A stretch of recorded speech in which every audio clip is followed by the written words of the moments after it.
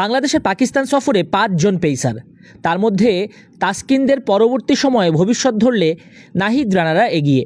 গতি ১৫০ কিলোমিটার, গড়ে থাকে ১৪৫ কিলোমিটার যখন বল করেন। শ্রীলঙ্কার বিপক্ষে একটাই টেস্ট খেলেছেন, ৫ উইকেট দখল ডেবু ম্যাচে।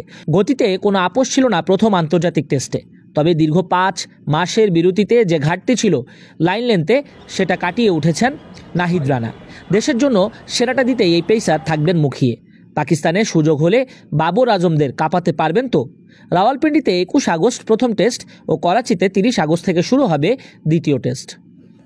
বেস্টটা দেওয়ার যদি সুযোগ পাই 11-এ, আমার লক্ষ্য থাকবে একটাই, যে আমি যদি 11-এর সুযোগ পাই তবে আমার টিমকে আমার বেস্টটা দিব এবং আমার টিম যেটা আমার কাছে চাই সেটা দেওয়ার চেষ্টা করব। না, তো ফার্স্ট টেস্টের পর আসলে বেশ বড় একটা গ্যাপ, এর মধ্যে আসলে আমরা লঙ্গার ভার্সন ক্রিকেটও সেভাবে খেলিনি। আপনি ম্যাচ প্র্যাকটিসে তেমন একটা সুযোগ পাচ্ছেন না, সো এটাই কীভাবে দেখছেন পাকিস্তান সফরের আগে? না, আমরা লাস্ট 3 মাস আমাদের টাইগার্সের ক্যাম্প হয়েছে, সো এখানে প্র্যাকটিস হয়েছে, ফিটনেস হয়েছে। লাস্ট 1 মাস ধরে আমরা প্র্যাকটিস ম্যাচ খেলছি, সো এনাফ অনেক প্র্যাকটিস হয়েছে আর কি। পাকিস্তানে খেলতে যাবেন, পাকিস্তান মানে হচ্ছে আমরা শুনি যে পেস বোলারদের আতঙ্ক, ওয়াসিম আকরাম, ইমরান খান, মানে ওখানে আসলে পেস বোলারের কোনো শেষ নেই। সেইখানে যাচ্ছেন খেলতে, কতটা রোমাঞ্চিত আসলে? আর বাংলাদেশ দলের জন্য কী করতে চান পাকিস্তানে?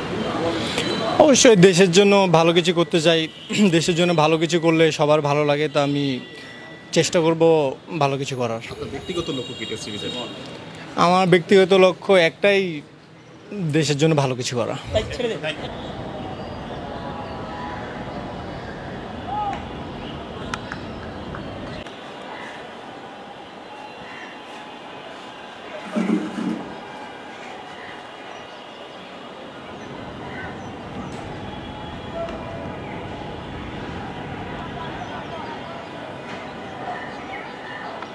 Baliar kar भैया बॉल आ गया है, सो देखो गैस कंडीशन तो